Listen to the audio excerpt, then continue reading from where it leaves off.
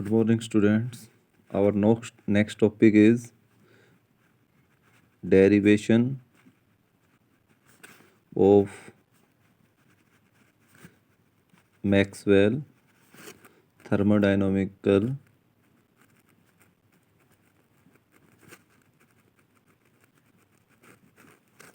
relation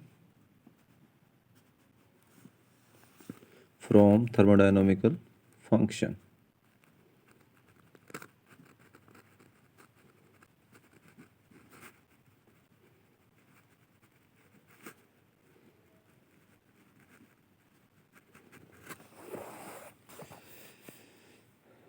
तो जैसे कि आपको पता है मैक्सवेल के रिलेशन को हमने 4 थर्मोडायनामिकल फंक्शन से ड्राइव किया जाता है। तो फर्स्ट वन है हमारा Maxwell first thermodynamical relation from internal energy. मैक्सवेल फर्स्ट thermodynamical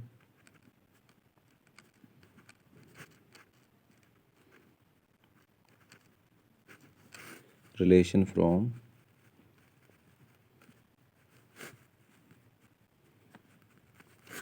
internal energy.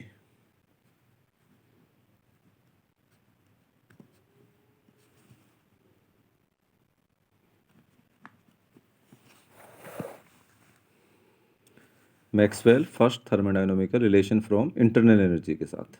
मैक्सवेल की फर्स्ट रिलेशन इंटरनल एनर्जी से। नोट कीजिए, according to first law of thermodynamics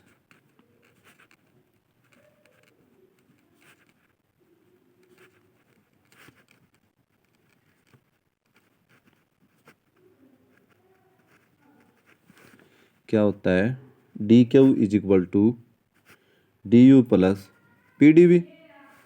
but D Q क्या होता है हमारे पास, टी डी एस। तो D Q is equal to T D S, तो हम डी क्यू की जगह टी डी एस लिख सकते हैं। T D S is equal to D U plus P D V. तो डी यू की वैल्यू यहाँ से क्या आएगी, T D S minus P D V. इसको equation 1। Take partial differentiation of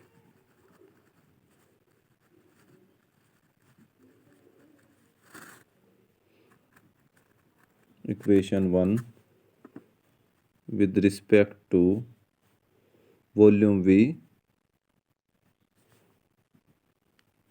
and entropy S।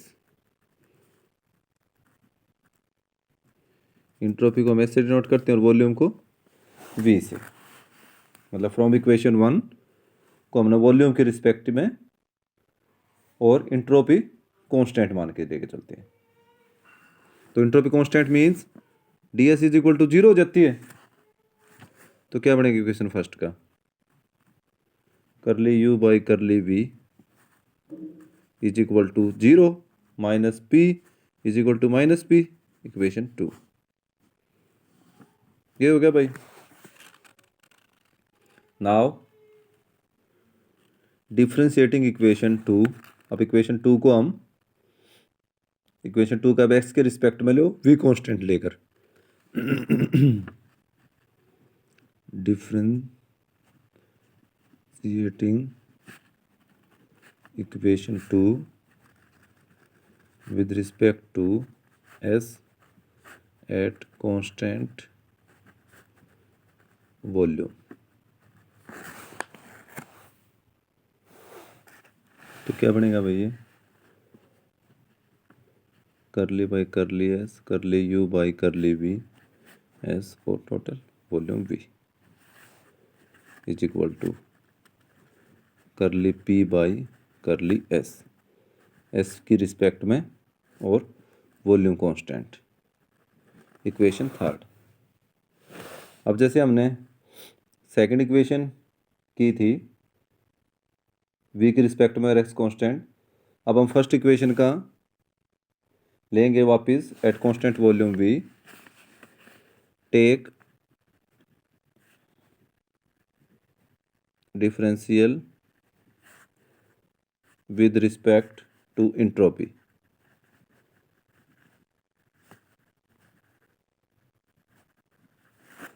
जैसे हमने पहले लिया था वॉल्यूम के रिस्पेक्ट में, अब लेंगे हम एंट्रोपी के रिस्पेक्ट में। Curly U by curly S V constant is equal to T minus 0, इसको equation 4।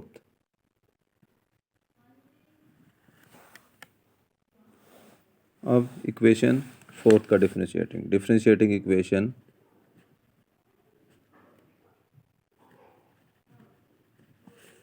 Equation 4 with respect to volume at constant entropy।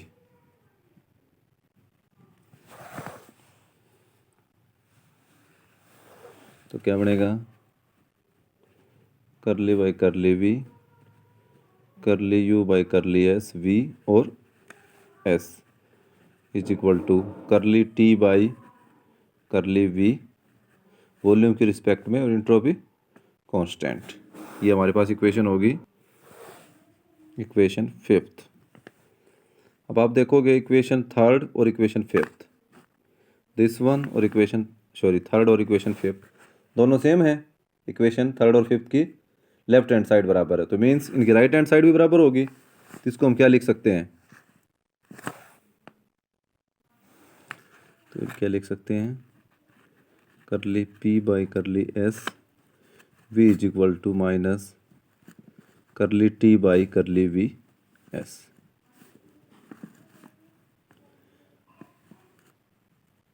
तो this equation is Maxwell first thermodynamic relation.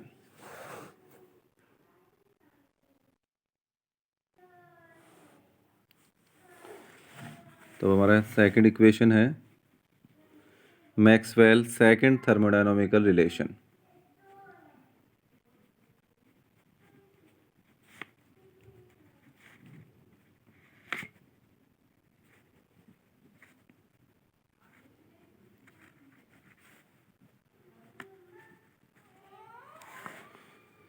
We know that, जैसा कि हम जानते हैं, Helmholtz function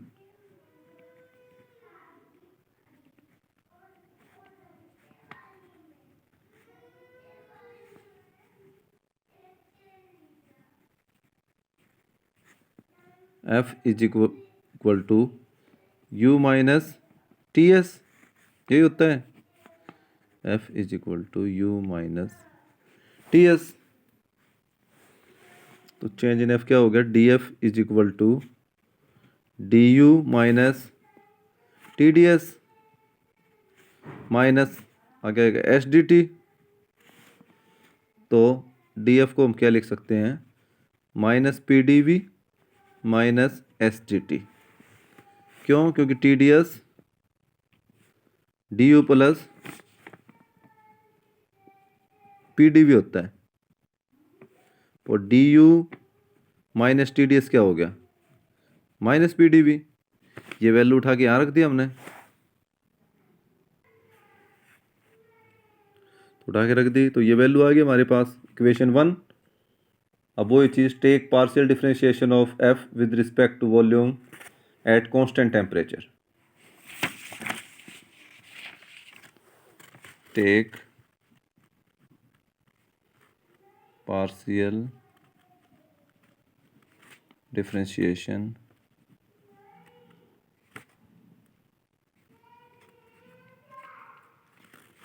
of f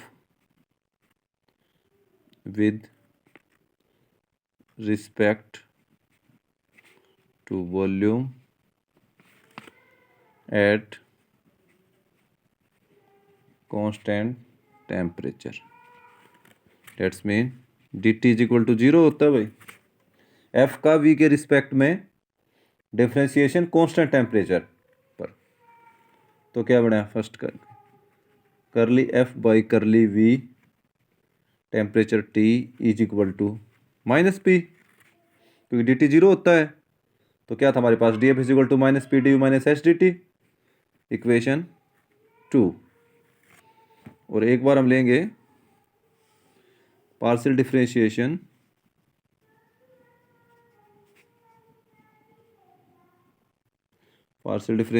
of F with respect to temperature at constant volume. तो यहाँ D we zero हो जाएगा, डी वी जीरो हो गया तो क्या हो गया, curly F by curly T temperature के रिस्पेक्ट में था, V constant is equal to minus S, equation 3। अब जो इक्वेशन 2 आई हमारे पास, इसको डिफरेंशिएटिंग कर दो, differentiating again equation 2, differentiating equation 2 with respect to volume, with respect to temperature at constant volume। Equation 2 को टेम्परेचर के रिस्पेक्ट में डिफरेंशिएशन किया, तो क्या बना इक्वेशन 2, करली by curly T curly F by curly V constant, तो किसकी रिस्पेक्ट में, हमने टेम्परेचर की में किया, volume V is equal to minus curly P by curly T volume V, same as it is equation 3 का। Differentiating equation 3 with respect to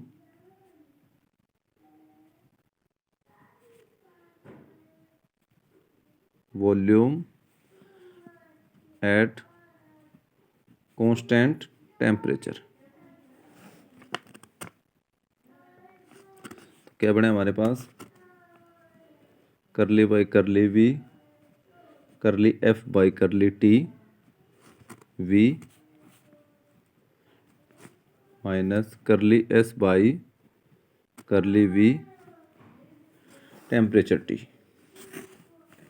तो क्या बन गया, curly square F by curly T curly V T और V के उसमें curly P by curly T volume, equation 4। और इसका क्या हो गया, square F by curly V curly T V comma T is equal to minus curly S by curly V temperature T, equation 5। अब आप देखो कि इक्वेशन 4 और 5 को, तो क्या बना, but curly square F by curly T curly V S V is equal to, इसको उठाओ, curly square F by curly V curly T, दोनों सेम है ये, तुम देखोगे लेफ्ट हैंड साइड दोनों की, इक्वेशन 4 और 5 की कंपेयरिंग फ्रॉम इक्वेशन 4 एंड 5। तो देन ये लेफ्ट साइड बराबर, तो मीन्स राइट साइड भी बराबर है, तो इसको हम लिख सकते हैं curly P by curly T V is equal to minus curly S by curly V T. तो लिख सकते हैं इसको, curly P by curly T V is equal to curly S by curly V T, ये हमारी second equation.